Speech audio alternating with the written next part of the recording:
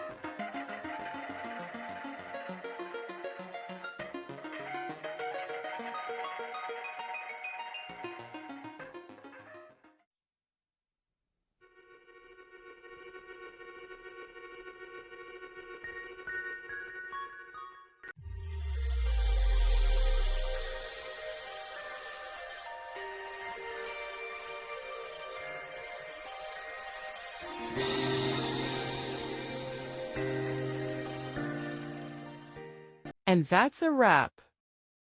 I hope you found the answer you were looking for. If you did, take a second to hit that subscribe button. It really helps out.